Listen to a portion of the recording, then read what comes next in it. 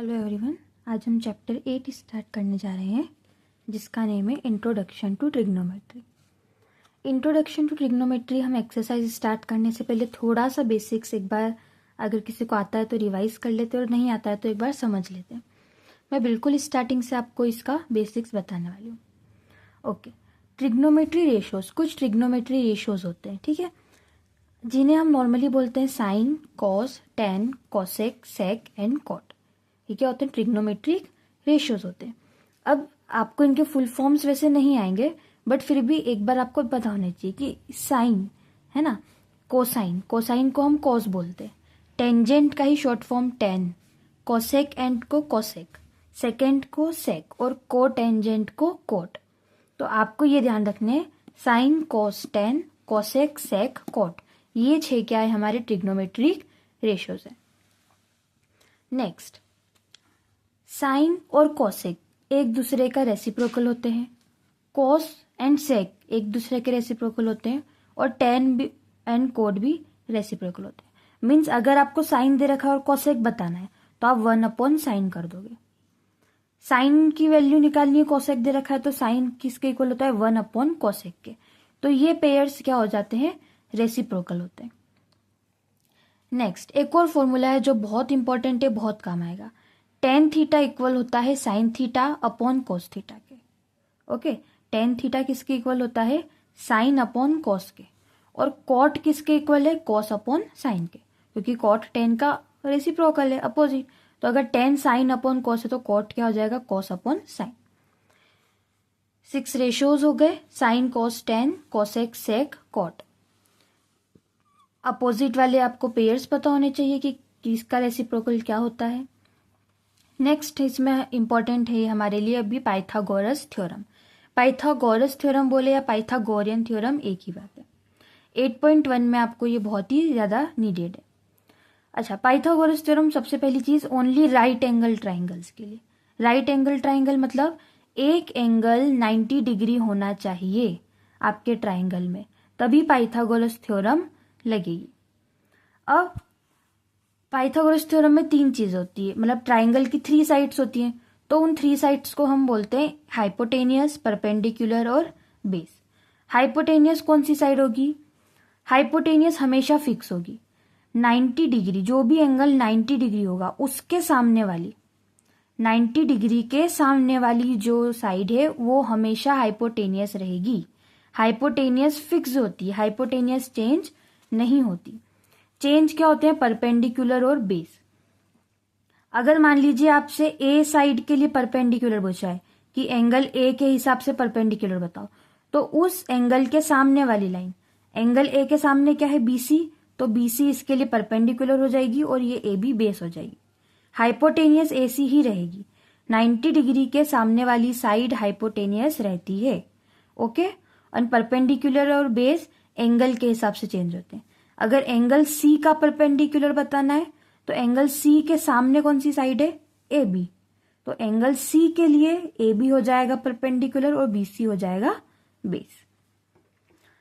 Pythagoras theorem क्या होती है? Hypotenuse square equals to perpendicular square plus base square.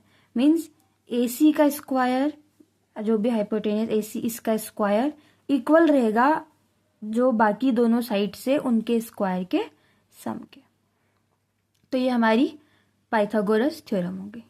ठीक है, ये चीज बच्चे कंफ्यूज होते हैं बहुत हाइपोटेनियस में और परपेंडिकुलर में, तो आपको ध्यान रखना है कि हाइपोटेनियस तो हमेशा फिक्स रहेगी, 90 डिग्री के सामने वाली जो साइड है वो हाइपोटेनियस, और परपेंडिकुलर एंगल के सामने वाली क्या हो जाएगी? परपेंडिकुलर। अच्छा, अब इस बी एंगल के लिए परपेंडिकुलर क्या होगा? इसके सामने वाली तो हाइपोटेनियस है, तो ए बी परपेंडिकुलर और बी सी बेस। ठीक है, ये पाइथागोरस थ्योरम देखी। अब हम एंगल्स देख लेते हैं। यही पाइथागोरस थ्योरम जो हमने पढ़ा, परपेंडिकुलर, हाइपोटेनियस और बेस, यही 3 काम आएंगी। तीनों साइड्स, हम इन तीनों साइड से हम साइन, कॉस, टेन इनकी वैल्यूज निकालेंगे।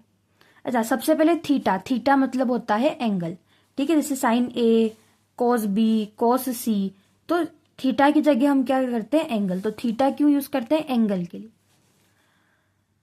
साइन थीटा इक्वल होता है परपेंडिकुलर अपॉन हाइपोटेनियस के। मीन्स मान लीजिए एक ट्राइंगल है, उसकी तीनों साइड दी है, राइट एंगल ट्राइंगल की तीनों साइड दी, और आपको बोला साइन ए निकालो, तो आप क्या लगाओगे? Perpendicular upon hypotenuse.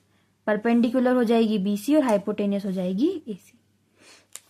इसको याद कैसे रखते हैं? पंडित, बद्री, प्रसाद, हर भोले। फर्स्ट वर्ड हमने लिख रखा, पंडित का पी, हर का एच, बद्री का बी, हर का एच, प्रसाद का पी, भोले का बी। पंडित, बद्री, प्रसाद, हर भोले। तो साइन थीटा का formula P upon H, perpendicular upon hypotenuse. वहीं कोसेक थीटा का क्या होगा? नीचे से देखना है, hypotenuse upon perpendicular.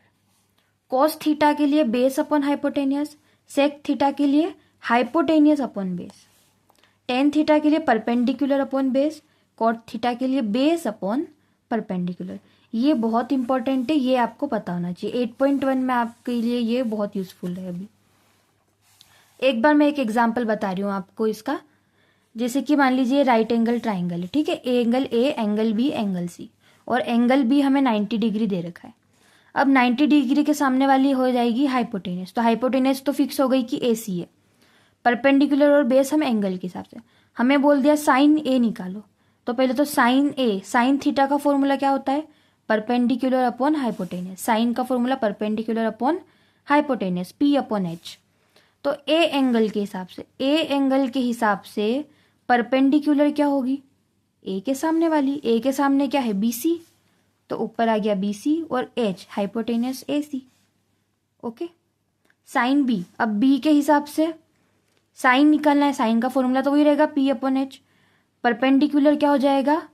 A B, और हाइपोटेनियस फिक्स रहेगी ए सी। ओके। साइन सी में भी वही आ जाएगी, सी के सामने ए बी आ रही है तो परपेंडिकुलर ए बी और हाइपोटेनियस ए सी। ओके। नेक्स्ट हम आते हैं, एक थ्योरम और है जो यूज आएगी 8.1 में, कि angles opposite to equal sides are equal. कि अगर आपको दो साइड इक्वल दे रखी है तो उनके जो अपोजिट एंगल है वो इक्वल होंगे। जैसे अगर ए बी और बी सी इक्वल दे दी, कि जो ए बी है और बी सी है ये दोनों लाइन इक्वल है, तो ए बी के सामने कौन सा एंगल है? सी, तो एंगल सी इक्वल होगा बी सी। बी सी के सामने कौन सा एंगल है? ए, तो एंगल सी इक्वल होगा एंगल ए के। ओके। एक लास्ट चीज एक और है, ट्रिग्नोमेट्रिक आइडेंटिटीज। बहुत यूजफुल है ट्रिग्नोमेट्रिक आइडेंटिटीज। 3 आइडेंटिटीज है, sine square A plus cos square A equals to 1, sec square A minus tan square A equals to 1, cosec square A minus cot square A equals to 1।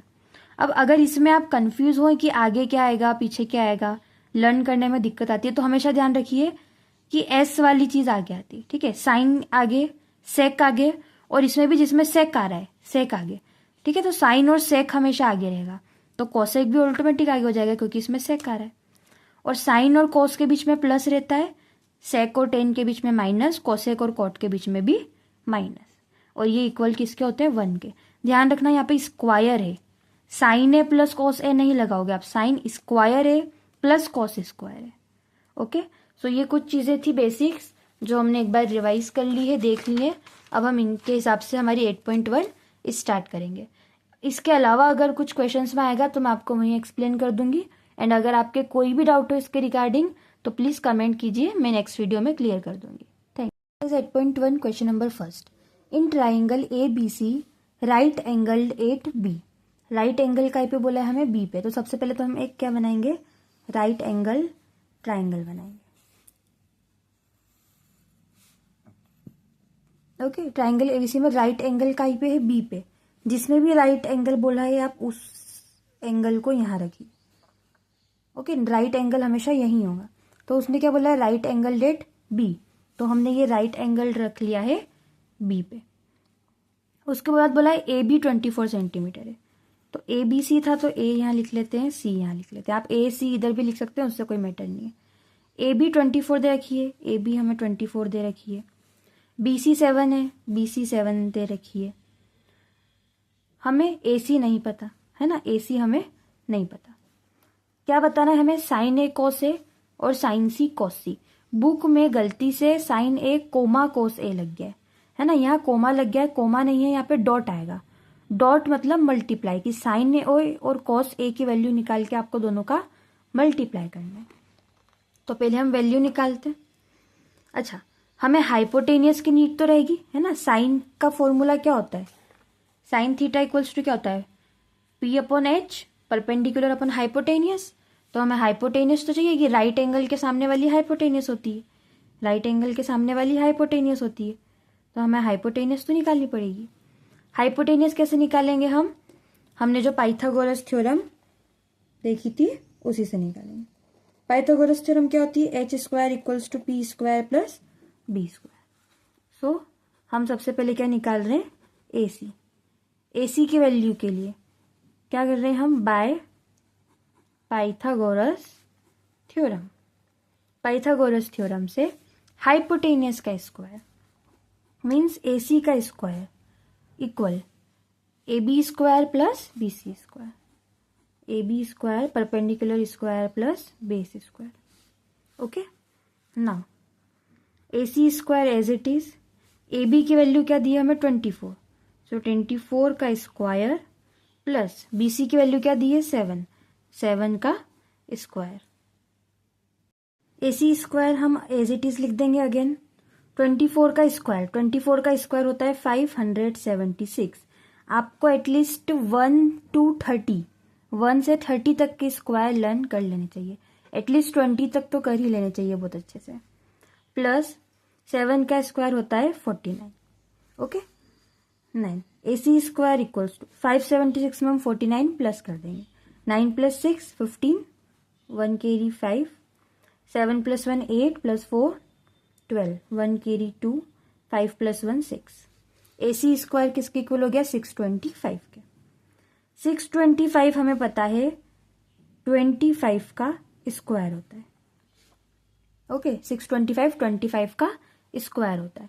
सो ये square से square cancel हो जाएगा और ए सी की value क्या आ जाएगी 25।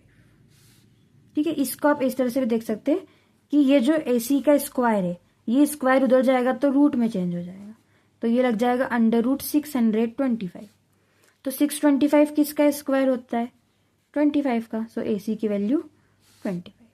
ठीक है, तो ए सी की वैल्यू क्या आ गई हमारे पास 25। अब ए सी भी है, ए बी भी और बी सी भी है। अब हम नॉर्मली वैल्यू निकाल सकते हैं। सबसे पहले हमें साइन ए कॉस ए करना है। फर्स्ट वाला करते हैं हम सॉल्व। सबसे पहले sine A multiply cos A, dot मतलब मल्टीप्लाई होता है। ठीक है, तो sine A dot cos A. Sine A की वैल्यू सबसे पहले तो साइन का फॉर्मूला आपको पता होना चाहिए, क्या होता है P upon H. Okay, sine का फॉर्मूला क्या होता है पी अपॉन एच। कॉस का फॉर्मूला क्या होता है B upon H. Okay, sine A perpendicular, A angle से परपेंडिकुलर, ए के लिए परपेंडिकुलर क्या होगा, ए के सामने वाली साइड, ए के सामने क्या है 7 BC, तो BC अपॉन हाइपोटेनियस तो AC रहेगी फिक्स है, डॉट बेस, ए एंगल के लिए बेस, ए एंगल के लिए सामने वाली परपेंडिकुलर है, ये हाइपोटेनियस है, तो बेस कौन सी बची AB, सो AB अपॉन हाइपोटेनियस क्या रहेगी AC ही रहेगी।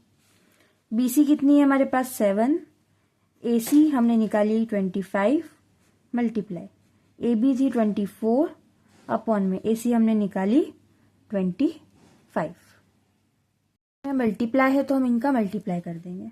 ओके, 7 में 24 का मल्टीप्लाई होगा तो 7 4 ज़ा 28, 2 कैरी 8 यहाँ, 7 2 ज़ा 14, 14 + 2 16 अपॉन में 25 मल्टीप्लाई 25, तो 25 का स्क्वायर हमें डायरेक्ट पता है 625, और यही हमारा आंसर है फर्स्ट वाले का। इसी का सेकेंड पार्ट देखिए, sine C dot cos C. Sine का फॉर्मूला आप हमें पता है P upon H. Okay, sine का formula P upon H. C angle के लिए पी क्या होगा, सी एंगल के हिसाब से परपेंडिकुलर, ये सी एंगल है, इसके हिसाब से परपेंडिकुलर सी के सामने क्या है ए बी, तो A B upon perpendicular upon hypotenuse, hypotenuse तो फिक्स है A C dot cos C, cos का फॉर्मूला बी अपॉन एच, तो सी के हिसाब से बी क्या होगा, ये सी, सामने वाली तो परपेंडिकुलर, तो बेस क्या हो जाएगी बी सी, तो बी सी अपॉन में हाइपोटेनियस ए सी। अब हम वैल्यूज पुट कर देते हैं, ए बी की वैल्यू थी 24, ए सी की वैल्यू 25, मल्टीप्लाई बी सी की वैल्यू 7, ए सी की वैल्यू 25, अगेन 24 इंटू 7 सेम वही जो पहले था, सो इसका भी आंसर यही आएगा हमारा 168 अपॉन 625। इसी के साथ हमारा क्वेश्चन नंबर 1 8.1 का कंप्लीट होता है। थैंक यू, प्लीज़ शेयर कीजिए एंड सब्सक्राइब कीजिए।